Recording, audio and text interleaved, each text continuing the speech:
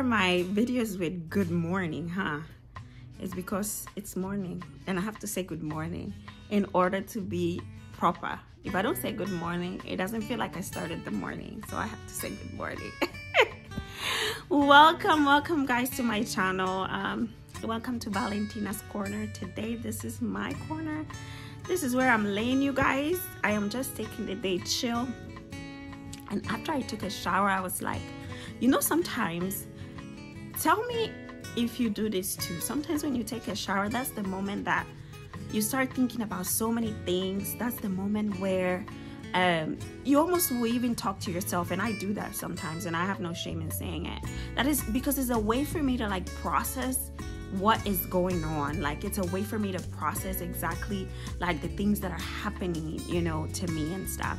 So, or even if I want to talk to someone about something, I don't know, I just talk about it on my own first, and then I just like and I talk about it. I don't know, it's like therapeutic for me to do that. Anyway, let me turn the light on. Okay. I don't think it worked, but anyway, you can see my face. But guys, you're in California, but like November and December are like November, December, and I want to say like January a little bit are like the coldest months in California. And when I say coldest, I mean like the highest it'll get would, or like the lowest it'll get is like say 54 55 degrees in the morning when you wake up, and then in the afternoon it only warms up to like 68 or so. So those are like the cold months for us. I mean, in the night it can drop below 50, but it doesn't ever really drop below, I don't think I've ever seen it drop below 45 degrees at night. But throughout the day, like say from 12 to 5, it's usually really nice. Like from like the, how many degrees? Like maybe 65 to 72, you would get it like in November, December, and January, which is crazy from where I am, like really from in Chicago, where I came from. Oh no, that's like summertime.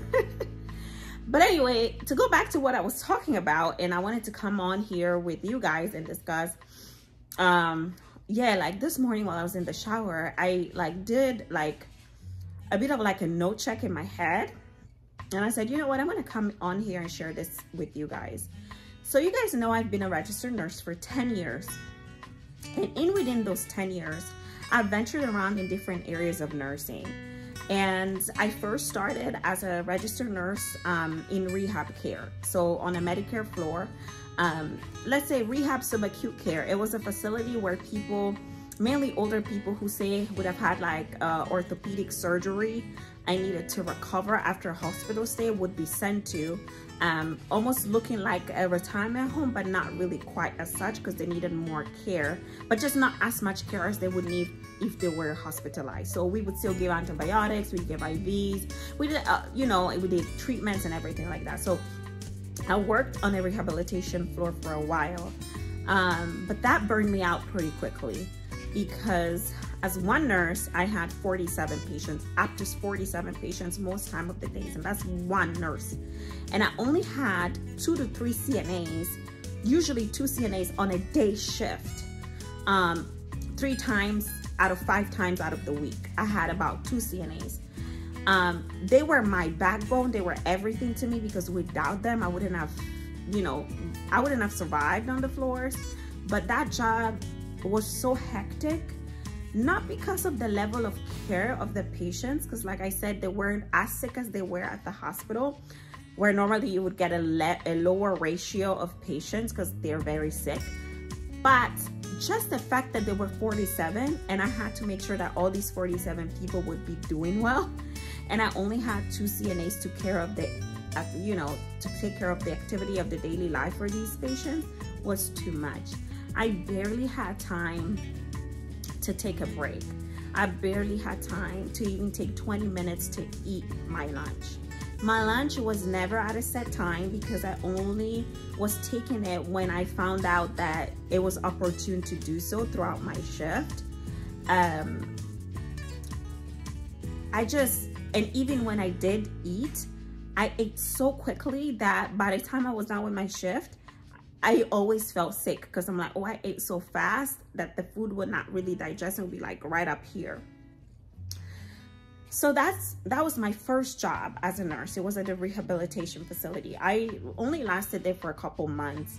And then I went again to another rehab facility, but this one was a little bit better in that it was more private than government based in terms of payments or insurance. It wasn't a Medicaid facility. It was more of like an insurance type facility.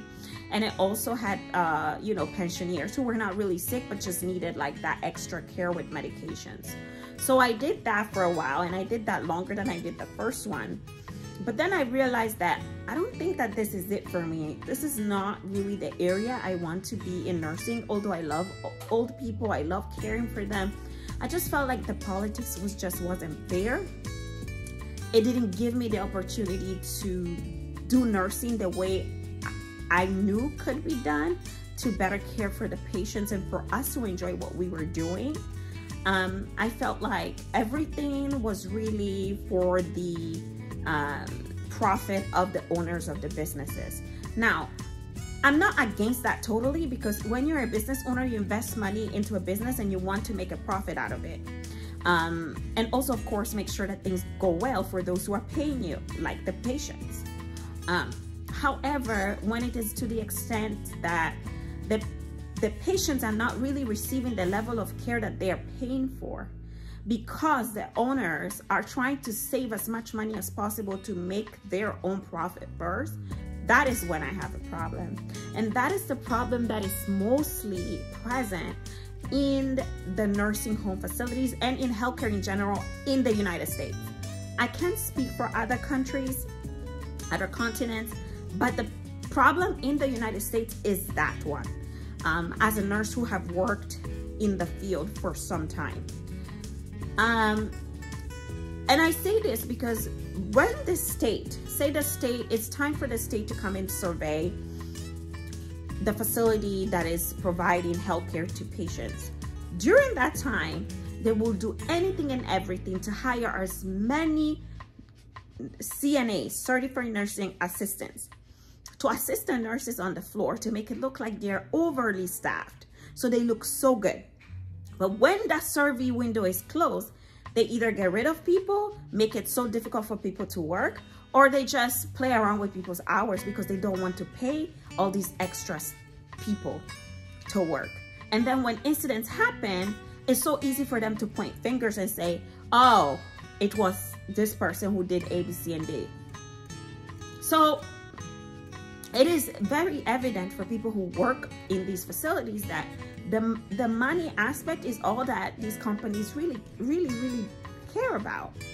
Few facilities care about the patients and the workers, but they fail to understand that when they care for the patients and they care for the workers, the long-term result of their business is the success. But when they just care about their personal money and gain right away without caring for the patients, caring for the workers, they keep having turnovers. They don't establish a good long-term outcome in what they would like to achieve.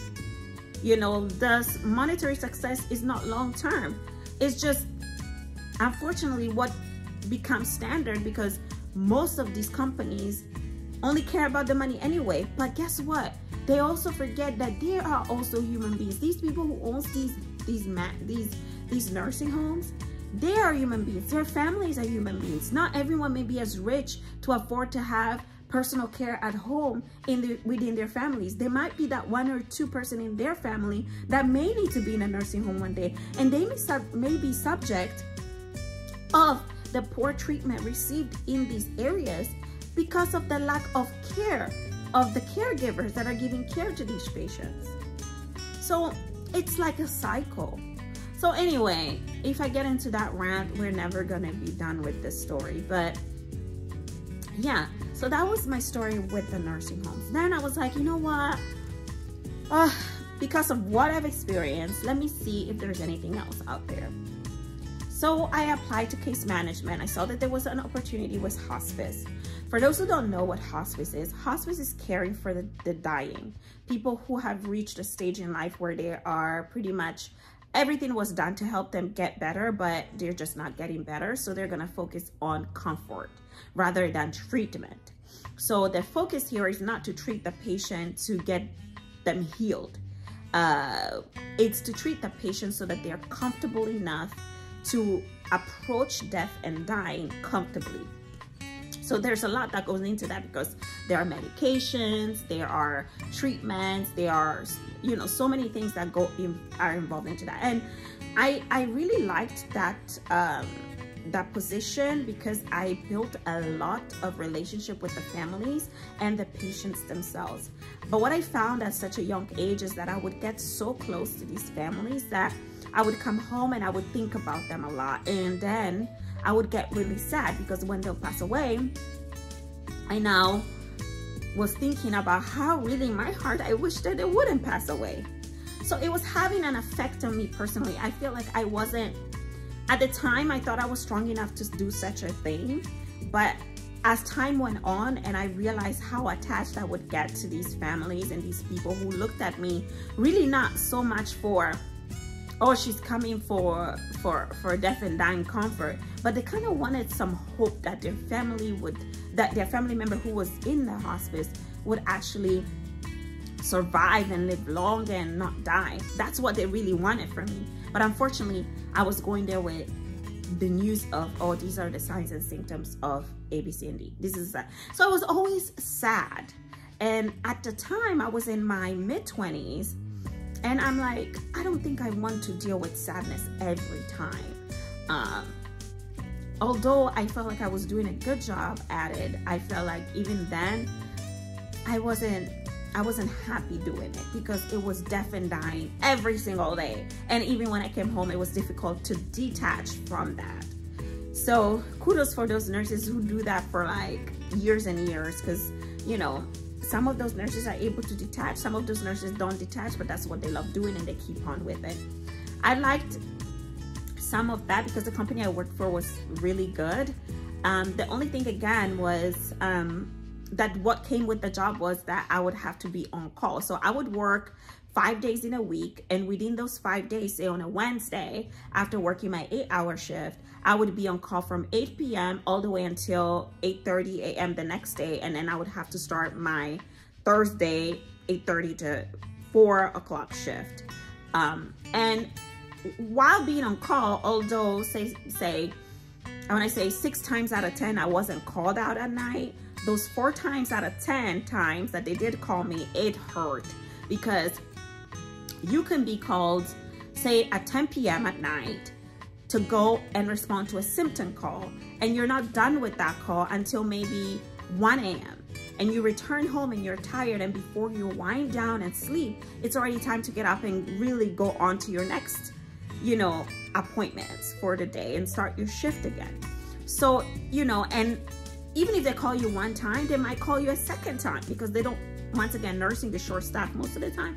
So they may not have nurses available around the area where you are. So you are not the one that they keep calling.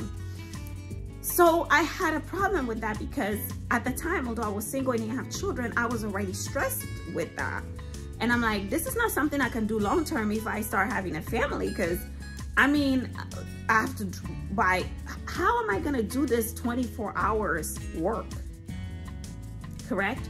And when you are on call after working your 8-hour shift on that day and then having to work the 8-hour shift the next day, and you're on call the night, they're not paying you to be on call that 12 hours in the night.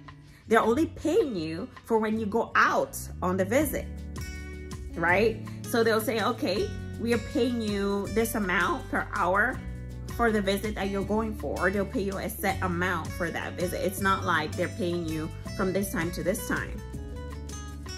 So that was another thing I didn't like very much. It's like, okay, you're expecting me to be available when you give me a call to go out on a visit, but I'm not being paid for sitting there waiting for your call, you know? So it's not fair.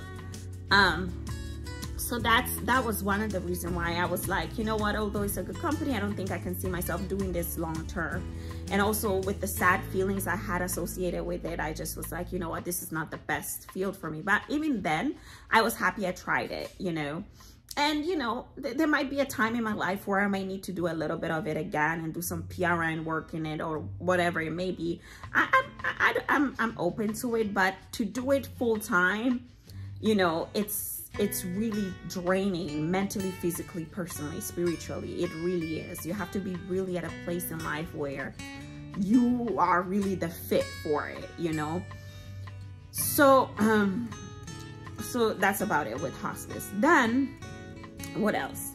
What else did I do?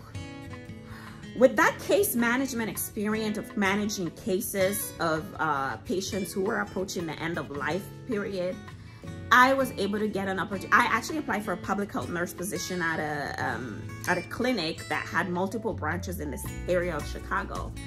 And I did receive an interview. And when I was interviewed, I think she was the director of nursing. Yes, the director of nursing gave me an interview, and she asked me, well, with your case management experience and some experience you've had in the nursing homes, would you be happy to, instead of doing public health nursing, which would be you on a clinic, like on the floor of the clinic most of the time, wouldn't you like, we have a new program, and it's in care management, which is funded by Medicaid, by county care insurance now it's called, where they need care managers to help manage the care of our patients so that they the level of readmissions in the hospitals reduces, which in turn reduces costs of the government's insurance from paying for these patients going into it. So basically we had to make sure that chronic diseases were managed. We gave education, making sure that they understood doctor's orders, call all the time to make sure they had any questions, we could answer them, kind of channel them to different resources so that they could, you know, care for themselves well. So that was the job. And boy, I loved it. This job came with a 9 to 5, Monday through Friday. You know, very good. The only thing, it was far away from where I lived, so that was a challenge, but it was good because I had holidays off, and I was working Monday to Friday, and it was just great. And I loved what I was doing. It was really rewarding. I saw patients really get better through education that we gave them and through helping them manage their care. So I really enjoyed it, and that's where my care management / case management career started. Unfortunately, or fortunately, I moved from Chicago because of my husband's work, which was, you know, of course, providing for our family. So I had to make the decision to come along. So we moved to California.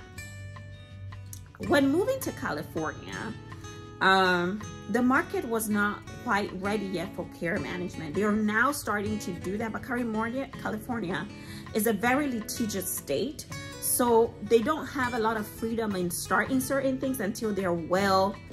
It takes a lot for them to implement things in healthcare because it's very litigious, as in lawsuits happen within seconds here when it comes to healthcare. So that model hasn't, until now, started. It's now starting in different clinics, but it hadn't taken you know, its place yet, just like how it did in Chicago. So the market wasn't in care management for Medicaid yet. The market here, or let's say there were no job options here for that, you know. So when I came here, I saw that the case management was more for workers' comp. Workers' comp, for those who don't know, is taking care of injured workers, people who get hurt at work. My job was to manage their care, to get them the care that they needed and get them healthy and back to work as soon as possible. That was the point, because these insurance companies didn't want to pay for them to stay at home long. So they wanted to put nurses in the cases to make sure that the patients were getting the care that they needed, meaning pretty much observe that the patients are doing what they're supposed to get better so that they can get to work. So it was cool for some time. I worked for one company that was really great. Caseload was not too crazy. And then whenever we received these cases, they weren't so crazy to the point where you had to dig so much to get the care moving.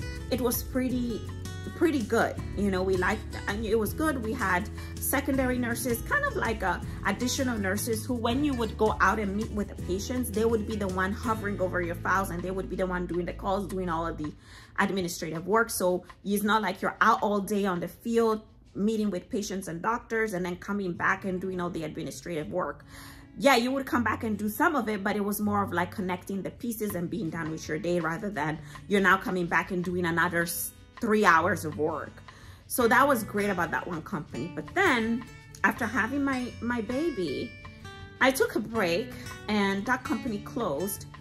So I couldn't go back to that company anymore. I took a nice break and I decided to start looking again. And I was like, you know, yeah, let me see what's going on, you know, in care management. And, you know, again, with case management, the market was for workers' comp.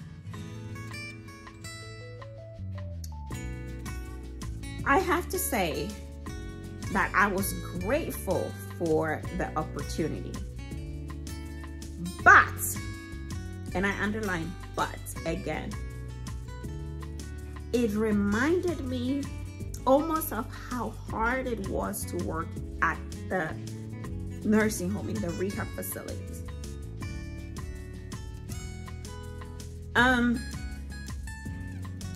Working on the floor was so difficult to that both hospitals and nursing home, that when you get home, you pretty much can't even stand on your feet because your knees and your feet hurt so much that all you want to do is take your clothes off, take a shower. Even taking a shower becomes a chore, and get to bed. That's how hard it was. Now this job, even though it wasn't really physically demanding, still a bit physically demanding because I was out driving to meet with patients and doctors and doing all of these meetings every day, almost all day. It was more mentally demanding. Here, the expectation was overwhelming with how many caseloads to carry without any secondary assistance on your files to work on calling them, following up on them, obtaining you know, requests for authorizations, following up on them, making appointments, ensuring that MRIs and CT scans and x-rays are being carried out and patients attending them.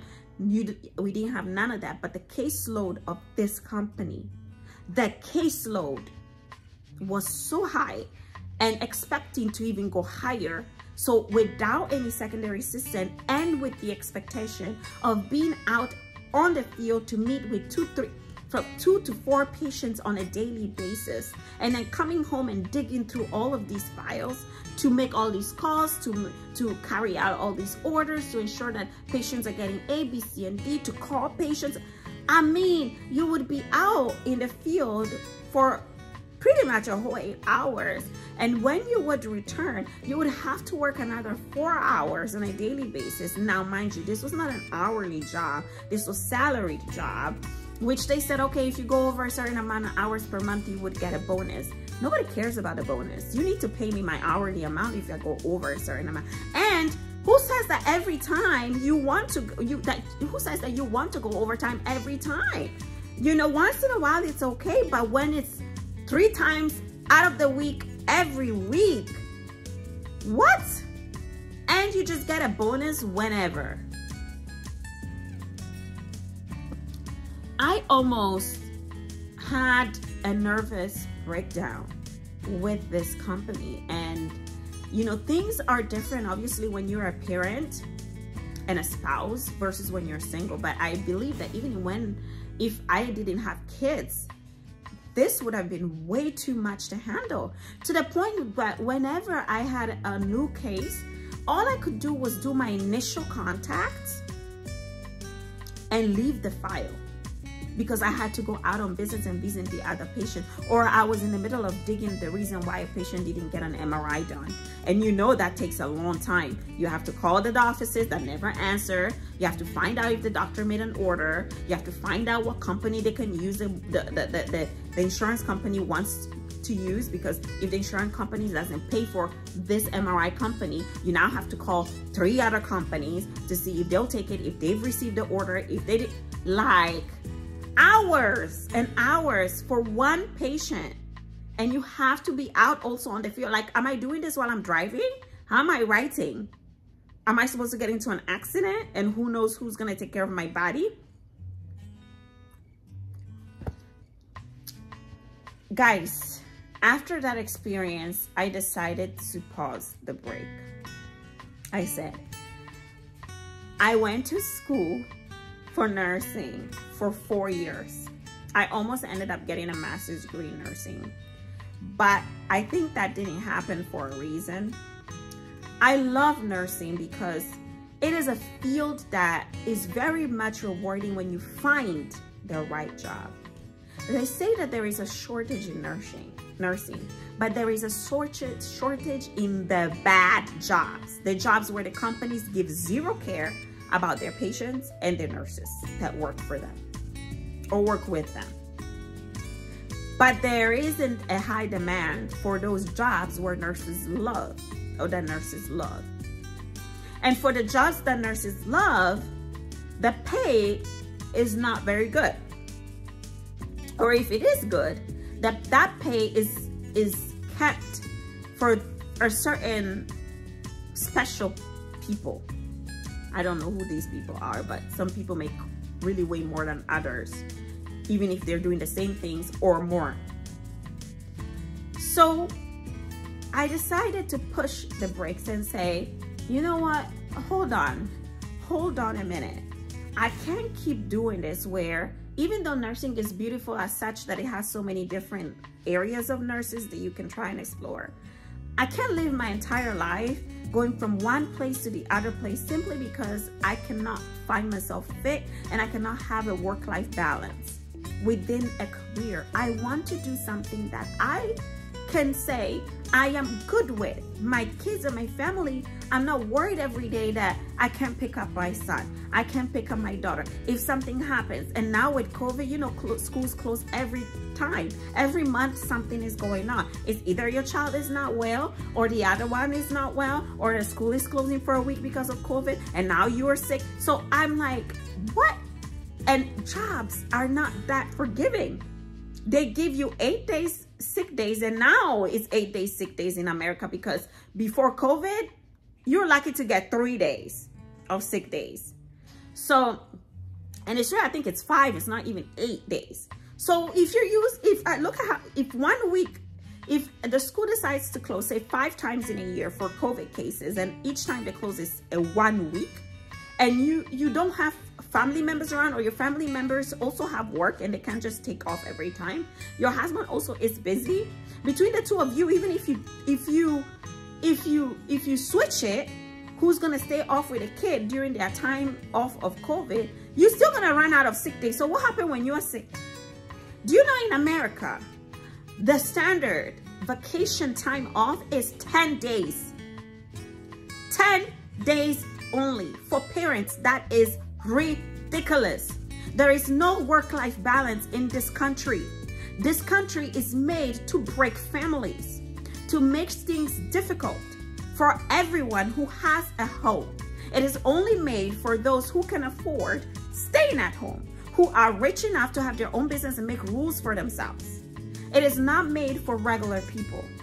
So for anybody who's watching and thinks that coming to the United States is the answer to their issues, maybe if you're ready to work like 24/7, maybe you have a plan to do that for a couple of years to make some money, great. But when it comes to families, unless you find a golden company that values family, you know, values humanity, values human rights, you're gonna have a very difficult time here. And worse, if you get sick or you have a family member who who is not well, it is very difficult to even know what is available in the system to help you handle situations of that sort. And it's even worse when you know what you can do and to get it. Do you know how long the process could be?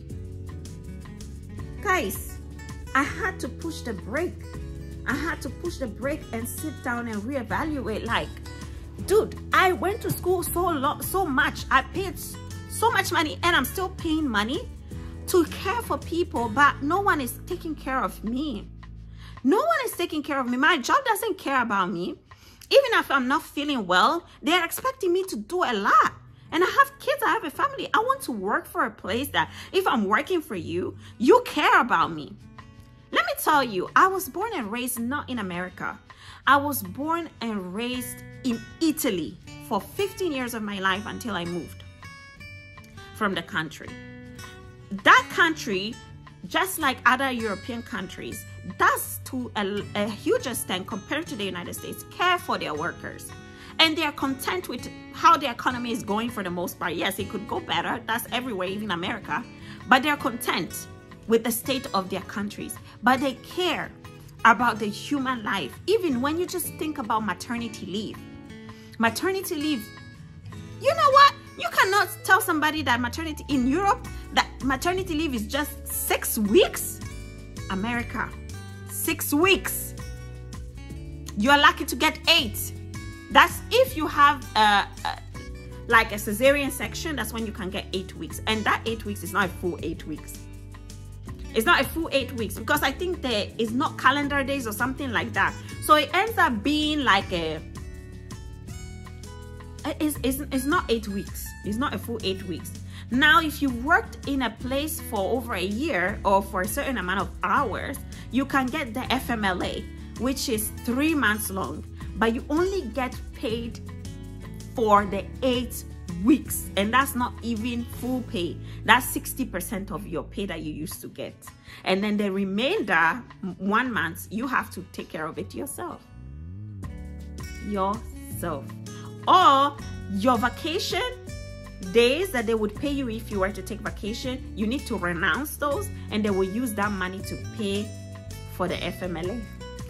And before you take FMLA, you have to use up your vacation. This is where we live.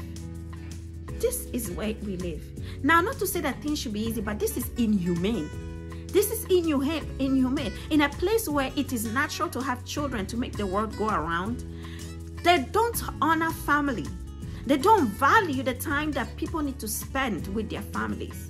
They don't value what it means to raise a child. That's why we have so many problems today, because the generation prior to us was overworked. The women overworked too much. They misunderstood what getting rights for women meant. They thought getting right for women was like you are now like a revolution, you're going against men. Never did women want that, at least for my opinion.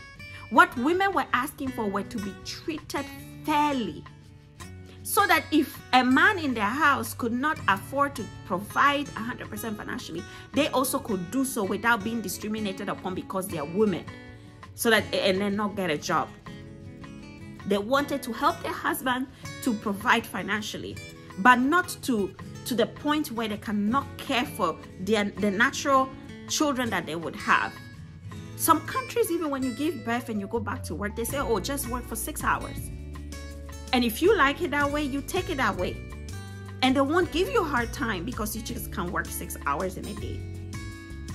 But here, guys, some countries even will pay mothers to stay at home till a certain point. Or if there's a situation in you, even when you gave birth, they will take care of the woman in the house so that you don't have such a struggle. But here, I'm telling you the truth. I'm telling you the truth of how it works here. So when you see the big cars, the big houses, the big everything, you know, it is at the cost of something. And as you can see, it's at the cost of so much. It is at the cost of morality. It is at the cost of our children in this country. It is at the cost of our health in this country. You know, there are great things in this country that we are so thankful for because you cannot get in other places. But these are some of the things that I wish could be fixed. And also within nursing.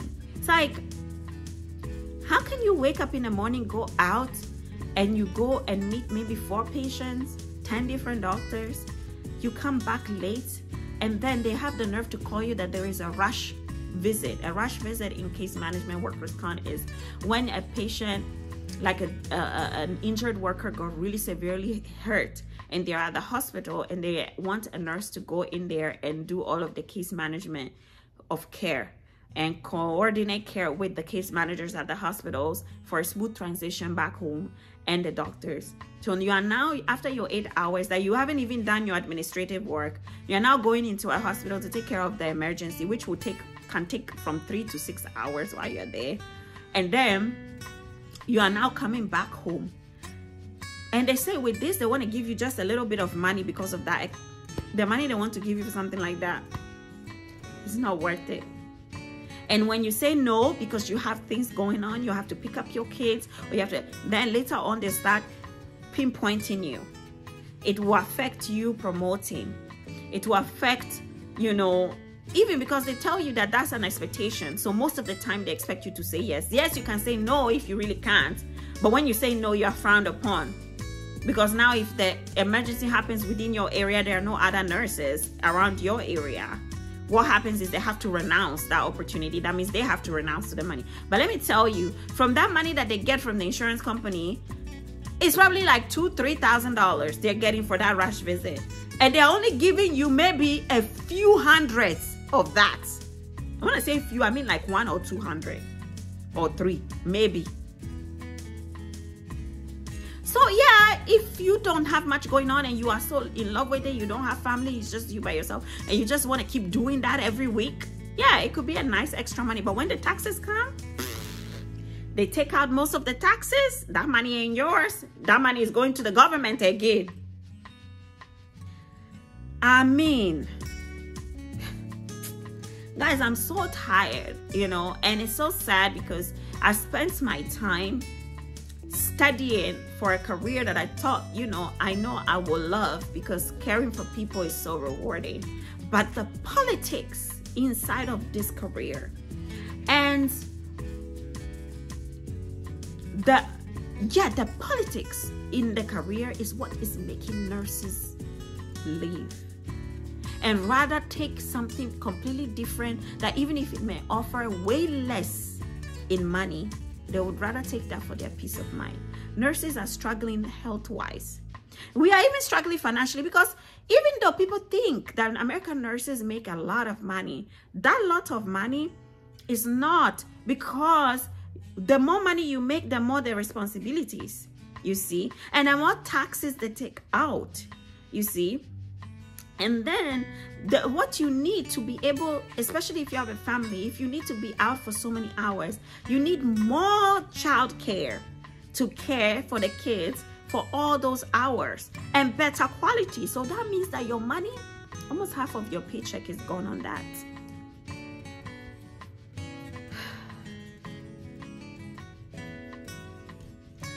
So I had to do a mental check and say, is this what I really want for my life? In the future, when I'm old, do I still want to be struggling like this? I know that there's no changes in this field, here at least. You know? Do I really want to do this like this forever? You know? The money is not even all that. The money is okay, but it's not really all that. It's not worth the mental distress. It's not worth your family, you know? It's not worth that. Because if you don't get well, do you know what happens?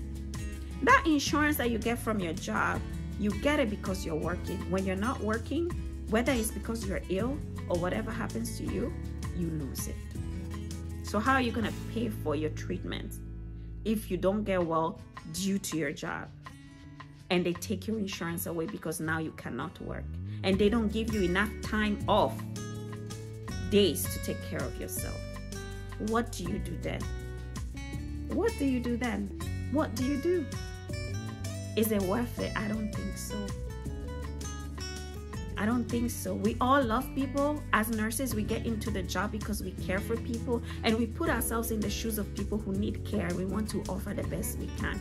But once you start as a nurse and you realize that the politics is not allowing you to attend to the patient because you have 45, but then you have 10 screaming that they're in pain, but you only physically can attend to each one at a time, you start to feel defeated.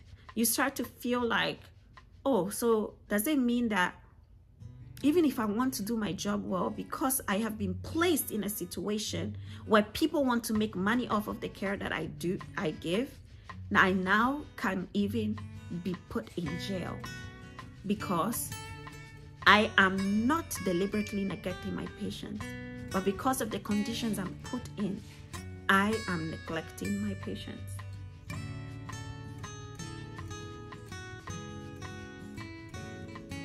It is sad. It is so sad. And guess what? Those big people who are doing the surveying, they know all this. They know all this, but they're part of the problem because some of them are part of the profit earners. So they won't do anything about it. They won't do anything about it. Some of them will survey these facilities. They know all the problems that are going on.